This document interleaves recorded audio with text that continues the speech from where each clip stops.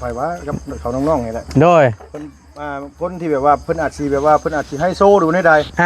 เพิ่นเม่นมาหาข่อยว่าลุงเฮิมให้ลุงเฮิมกล้ากินกับน้องๆเอ้ามันสิเป็นหยังเนาะข่อยก็เลยว่าเป็นยังคือว่าแบบนั้นข่อยว่าโดยอย่าว่าคือแบบว่าน้องๆโชกปรกที่ว่าประมาณแม่นเพิ่นคิดว่าเขาน้องพรอย่างสินะเพิ่นว่าโชกปรกว่าภาษาหยาบๆแม่นว่าบ่สะอาดอย่างสินะ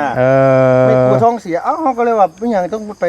บ่แบบนั้นน่ะนะบ่เกี่ยวหรอกคือเฮาแบบนี้มันแต่น้อยเด้พี่น้องเอ้ยว่าขอโทษนำบ่ได้แตกต่างกัน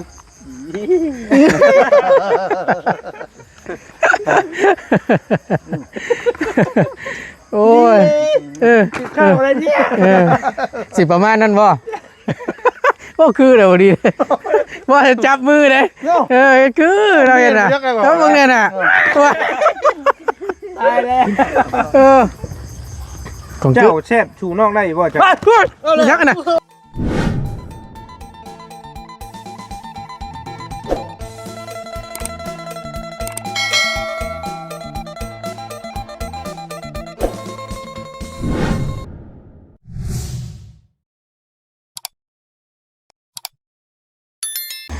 ตะเบิ้ลนี่คือไปบ่เฮ้ยตะเบิ้ลว้าวไปชื่อคันไล่มานี่บ่ได้ลูกล่ะตะเบิ้ลใช่อาจารย์เนี่ยนี่ใช่อาจอแน่กระทืบเลยใช่อาจอโอ้ยจะซี่ไปทางบ้านว่าบ่มีเนาะพี่น้องเอ้ยขอโทษขออภัยหลายเอามาต่อกันในคลิปนี้เนาะก็อยู่พร้อมหน้าพร้อมตากันเนาะสุดยอดเลยว่ะก็คือทางไปแกงคายอยู่เมืองพะลาน้องพรเพิ่นแกงหน่อไม้สู่ทางทีมงานกินว่าซั่นรู้ประสบการณ์หลายแกงหน่อไม้ก็แซ่บสบายดีและสวัสดีอีกครั้งนึงเด้อพี่น้องสบายดีวัดสุขุทุกคนแม่คักกะลีอันนี้ฮะ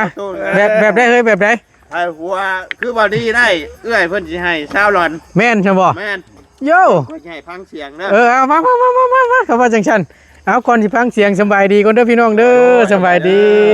เบิดทุกคนเด้อแกงหน่อไม้เด้อนะฟังบ่ได้แล้วก็กำลังนะประตูเด้อคนกินไม่เป็นอะไรเอากะสิมืดๆแน่หน่อยนึงพี่น้องขอโทษขออภัยนำหลายๆภาพบรรยากาศค่อยค่ำลงแรงกินข้าวแกงหน่อไม้เฮือนน้องพรเนาะน้องพรแกงเองบ่พูดน่ะพรไหนพรคำบ่แล้วเอาลูกแล้วยาแล้วเอาลูกบ่บ่เป็นหยังหรอกน้องบ่เป็นหยังยันว่าเมื่อยเอาลูกเอาหยังก็ได้ดอกถามเบิ่งว่าผู้ใดเป็นแม่ครัวหั่นน่ะบ่ได้มันมีข่อยเบิ่งในคอมเมนต์มื้อน่ะข่อยกินข้าวกับข่อยว่ากับเขาน้องๆนี่แหละโดยคนที่แบบว่าเพิ่นอาจสิให้โซ่ดูในใดเพิ่นเม่นมาหาข่อยว่าลุงเฮิมให้ลุงเฮิมกล้ากินกับน้องๆเอ้ามันสิเป็นหยังเนาะข่อยก็เลยว่าเป็นยังคือว่าแบบนั้นข่อยว่าโดยอย่าว่าคือแบบว่าน้องๆโชกปรกที่ว่าประมาณแม่นเพิ่นคิดว่าเขาน้องพรอย่างสินะเพิ่นว่าโชกปรกว่าภาษาหยาบๆแม่นว่าบ่สะอาดอย่างสินะไม่กลัวท้องเสียเอ้าเฮาก็เลยว่าเป็นหยังต้องไปบ่แบบนั้นน่ะนะบ่เกี่ยวหรอกคือเฮาแบบนี้มันแต่น้อยเด้พี่น้องเอ้ยว่าขอโทษนำบ่ได้แตกต่างกัน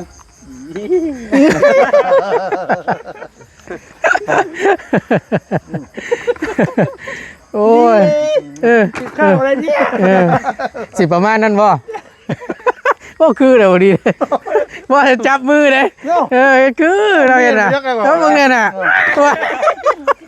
ตายแล้วโอ้ยเนาะโยบอกโชกกระพกมันสิประมาณนี้เนาะให้โชว์เขาบ้านนอกเด้บ่แบบว่าเพิ่นเคยกินรูสิบ่อาจสิแม่นแต่เฮาน่ะกินแบบนี้มาแต่ไหนมาเนี่ยเฮาคุกคีกับชีวิตบ้านๆแบบนี้โอ้ยเฮากับก่อนสินั่นก็ผ่านร้อนผ่านหนาวคือกันแหละบ่ได้นั่นดอกโดยได้ไหนบ่ดีอันเบาอันได้หาบ่พ่อมันมีหลักฐานแล้วบัดนี้แล้วกันบัดนี้แล้วค่อยบ่ฮู้ว่าซ้ำก็คือฮู้ว่าไปชื่อนะเพื่อบ่ได้บ่เห็นมาตัวเพื่อแหละคือได้20เนาะแต่ว่าบ่ได้40ได้ซะแม่นเว้าไอ้ดีแต่ว่าทั้งเอ้ยนี่เพิ่นเว้าอีดีแม่นเพิ่นบอกถ้าว่าไปหัวคือเสียงเบาดีนี่คือเสียงเบาดีเอื้อเพิ่นสิให้ชาวหลอนให้ชาวหลอนรางวัลบ่นี่น่ะรางวัลโยพ อแข่ง แต่ว่าทางวันนี้นี่คือบ่ได้ ครับแม่น ว่าเป็นตัวเราเอง ต้นฉบับ ฉบับร้อยดอนเลยนะหยอกได้หยอกได้ เอาเพราะฉะนั้นแล้วให้กินข้าวก่อนเฮ้ยเทื่อมีเหือมีแฮงแบบกระตุ้นลูกคอเด้ ร้อยไผ่ก็ได้ป่ะ ไผก็ได้นอกยุกเบ้งเจ้า อันนี้บ่เกี่ยวนี่น่ะ เจ้าต้นฉบับ แต่ว่ามีแค่ว่าตัวอย่างให้เบิ่งซื่อเนาะ มา ข่อยกับหัวข่อยหัวมาจะใส่ก็บ่เข้าใจ จะบ่เตียงมาบ่หัวคือเจ้าเนาะเสียงว่าคล้ายๆกัน ตะกี้ก็บ่ได้หัวได้ลุงเลยบ่หัวตัวเองไปหัวแบบนี้แต่ตอนใด มาโดยอัตโนมัติบ่ ไปกับลุงแรกๆลุงไปแรกๆก็บ่ได้หัวนะ แต่หัวแบบ ปกติ ธรรมดาหัวแบบนี้แต่ตอนใด มาในช่วงหลังๆไงเริ่ม มันตุ้ยขึ้นเด้ เริ่มแบบ ลูกคอมันใหญ่ มันเริ่มเน่นเริ่มยังเด้ก็ว่าสิเอื้อมมันน่าเกลียดเอ้ย ออกเป็นท่อนเลยบัดนี้ เอาไปล้มไปเลย เอาไหม ทดสอบแม่ ชอบด้ว โอ้ ย ได้ โอ้เช้าร้อนเด้อตัวได้เฮ้ย 400,000 โอ้ เดี๋ยวว่าอันนึงรางวัลรางวัลน่ะบ่มีใครหัวคือเราดอก จะถามเรื่องเพิ่นเม่นมาว่าเจ้านี่ย่านชุมนุมเกียดชุมเจ้าอยู่บ่ เราก็ต้องคิดอยู่แล้วตอน คิดว่าย่านชุมนุมเป็นคนในเมืองไหนย่านขี้เดียดโตว่าโตบ้านนอก ฮู้ได้ไงบ้านในเมืองอะ เบิ่งแนวทางของบ้านได้น่ะ ไปเบิ่งแหน่ กับบ้านเทิมเนี่ยบ่ได้แตกต่างกัน ได้แต่บ่มีกลัวนั่นแหละ ตัดผ่านซื้อได้ โอ้ยเนาะ ได้เรื่องเลยนี่บ่เป็นความเชื่อแหละก็คันว่าอันนี้ก็เฮาก็บ่อยากคือนี่คือคำเหยียดน่ะว่าง่ายซะ ดูถูกกัน คำรู้ถูก นะมันเหยียดกันแล้วเฮาก็เกิดมาในสภาพแบบนี้อยู่แล้วแหละเฮาว่าแบบนั้นก็บ่แม่นว่าตำแต่น้องมันให้ตำเฮาพร้อมนะ โดย แม่นมันโดนบ่สุคนน่ะนะ แม่น เขาก็ว่าก็ เป็น ก็ ยา ไปอยู่ว่ามันเป็นห่วง ยาเพิ่นแล้วให้ได้แสนเนาะแต่ว่าเฮาก็บ่ได้ เจ้าว่าเจ้า เฮาก็บ่ได้ถือดอก ตะแกงแล้วไม่กินจะล้างมือบ่ แกะขี้หลังมาสินางมันจังแซ่บเลย มันจัง นัว มันนัวแน่ นัว ว่ายอกก็ซื่อไข่ไม่เฮงแล้วข่อยเนาะ ให้กับมิต้องมีเลยเค้กบ่5 ปอนด์6 ปอนด์นี่น่ะให้ ชื่อมาดอด เต่าที่พันหนึ่งคือ น้ำตาแตกควบดิเออ เดี๋ยวได้ตัวนะ นักได้หน่อยเนาะคักบ่เอ้ยหมู่คู่ ปกกระยานะแกงเราไม่แซ่บนี่ นี่ เบิดตัวนั้นให้เบิ่งรถน่ะ สุดละ เสเหลือบ จะเลยเด้อจะเลยเด้อ จะโรยเด้อ แซ่บเยอะ สุด อย่าไปหัวบัง มาเด้อพี่น้องเด้อมาเด้อมาเด้อมา พญากินสีมาพญา โอ้เตะได้จ้ะ ก็ยังดีบัดนี่ คิดจะเป็นครับเอาได้กัดตะป้า เอาคันกินกันเสียวให้ ติดเป็ด กินเป็ดได้ โลมายาวอยู่เนาะ โย่ ต้องข่อยได้ ชุดแล้วยอมรับเพิ่นอยู่ รอเนาะเจ็บบ่เดี๋ยวเจ้าดิรอละเป็นไงเนี่ยบ่เอาไว้ชื่อแล้วจะล้อกันย่องวันรอกันย่องครับ บอกว่าโลชื่อกับพิษบ่สิ เอามาตักใช้อันทั้ง ไผว่าบ่พอน่ะ ใช้ทั้งแม่เจ้ากินแล้วบ่ฉันน้องนุ่งนะน้องฮะ เอามุด เบิดเลยบ่ บ่ยาวเด้บ่ทันได้กิน เตะกิน บ่เอาถ้วยมาเอาถ้วยมาตักก่อน บ่น้ำใจเด้บ่ไร ม จักบวงนึงพอโอเคไว้ให้แม่จักกิน แม่นเอาไว้ให้น้องให้นุ่งนั่นแหละน้องแม่กินแล้วบ่ เจ็ดผมมันนี่เฮ้ย เสียงงัว ตายคักมันนี่กำลังย่อง คัดเลยตัวนี้ คนบัดนี่ โดยสบายดี จะพ่อจังนัวนะ เดี๋ยวขอคิดแล้วลุงว่าเดี๋ยวข่อยบ่แม่นหยังขอคิดจักมาข่อยสิเดินทางก่อน รถจักรมามื้อนี้ โดย เรียบร้อยแล้วบ่ ออกเรียบร้อย เรียบร้อยแล้วโอ้ยนอกกินฮอดได้ข่อย ย่อยยัง กินฮอดแล้ว ตาแล้วจนได้ เนาะ แล้วนั่งอยู่ไง บ่ตีแล้วตัวนี้ นอนข่อยไว้เถอะ โอ้ยบ่กล้าชวนไหน บ่ออกเมื่อนี่ออกเมื่อสัมภาษณ์อยู่ห้องได้บ่ ถามจังนิดจังหน่อยนี่แหละ เมื่อสัมภาษณ์อยู่ห้อง สัมภาษณ์เจ้านี่ อ๋อสัมภาษณ์ข่อยว่า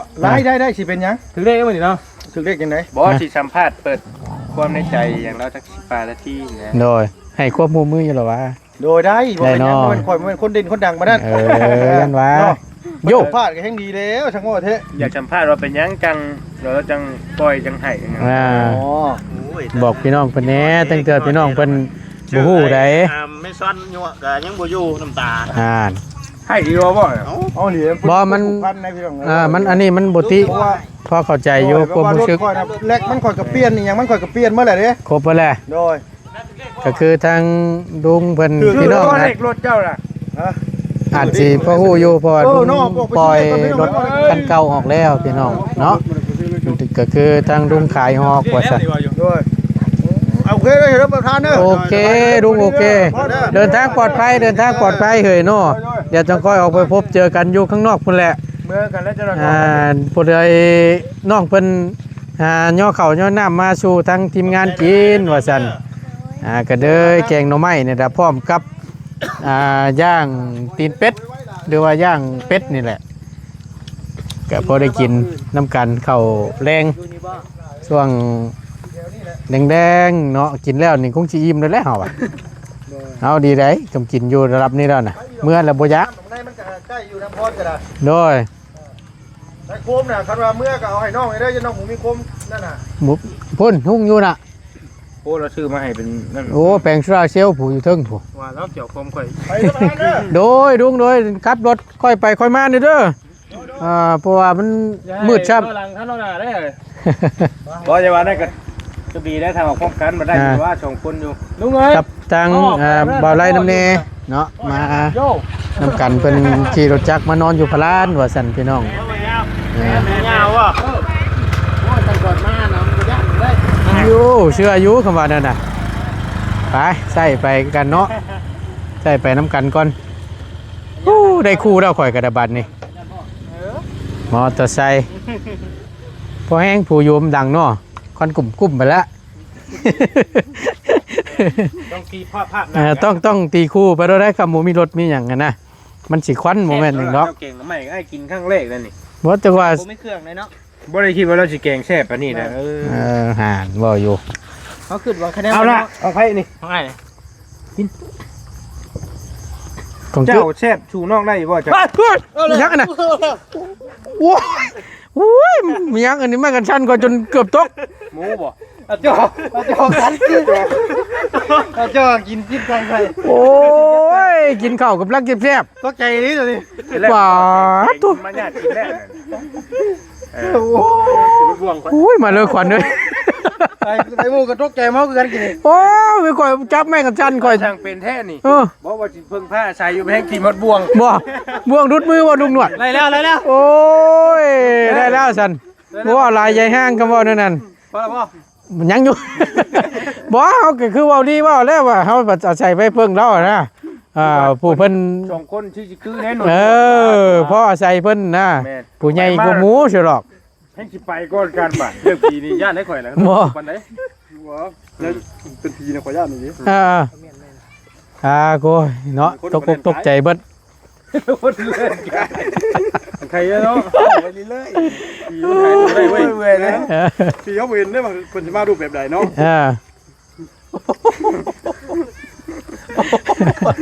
คืองูยังบ่ได้กิน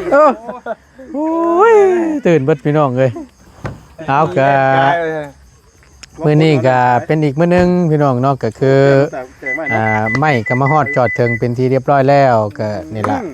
อยู่ในตารางเฮือนพุ่นล่ะเจินเทิดอยู่เนาะเดี๋ยวประตูสิพาพี่พี่น้องไปเบิ่งอีกสักรอบหนึงเนาะก็คือยังขาดอยู่แต่ก็ยังบ่หลายณตอนนี้นะพี่น้อง คันว่าแซ่บคันว่าแซ่บก็ว่าแซ่บ บ่ใส่พริกดอกคือแบบมันบ่มีหมักมันบ่มีอันจะพวกผักอีหยังเครื่องหยังมันเนาะแล้วยัง มีมันมีมันอย่างนี้โอ้ยคักอัน เยอะบ่เพิ่นว่าหมึกบวบก็หาเก็บเอาต้องกินดิทึก ได้บ่ ๆแม่นบ่แม่นบ่ตัวนั้นบ่เออ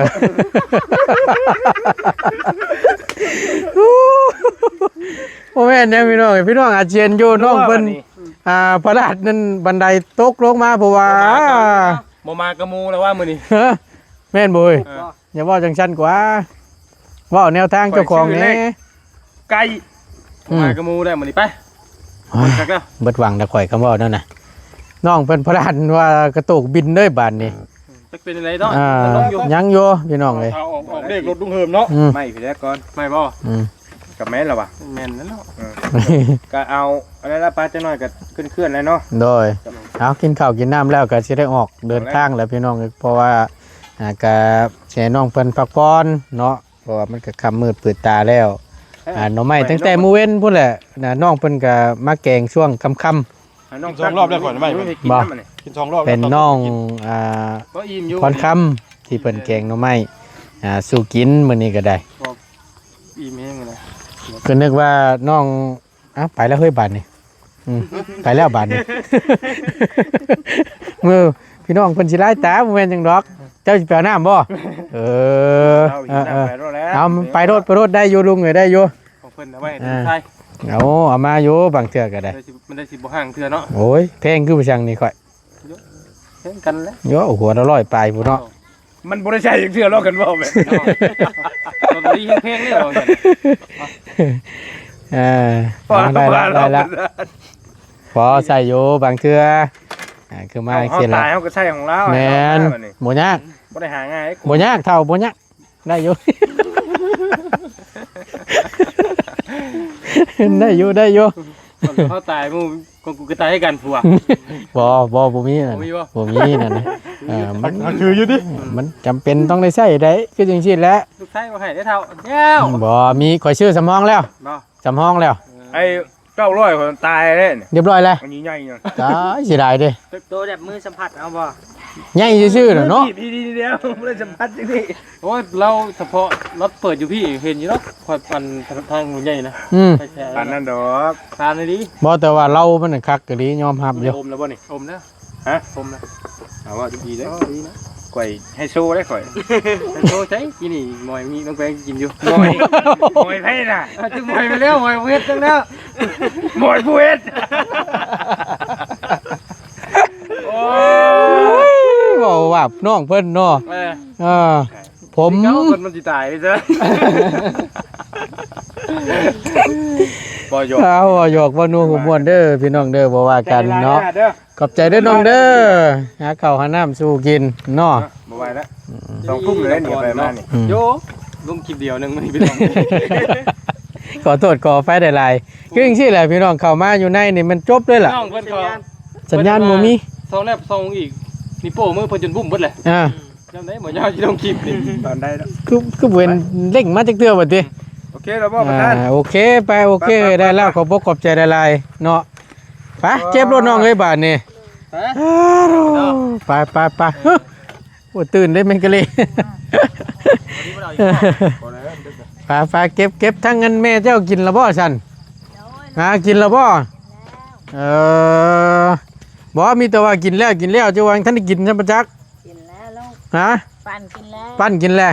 ใส่ลูกเจ้าเด้ซั่นแต่ละคนนั่นน่ะเพิ่นไปทางใดเบิด ไปเล่นนะเด้ ไปดินเบิดแล้วเพิ่นกินข้าวกินน้ำเบิดแล้วบ่ โดย บ่แม่นหยังดอกบ่อยากให้อันนั้นปานใดก็อยากให้กินให้อิ่มก่อนเถอะเจ้านั่นน่ะบ่ยากหรอกแต่เฮาน่ะ ตามลูกตาม ได้เบิดบ่ยากเฮาออกไปเฮาก็หาซื้อหรือมื้อกิน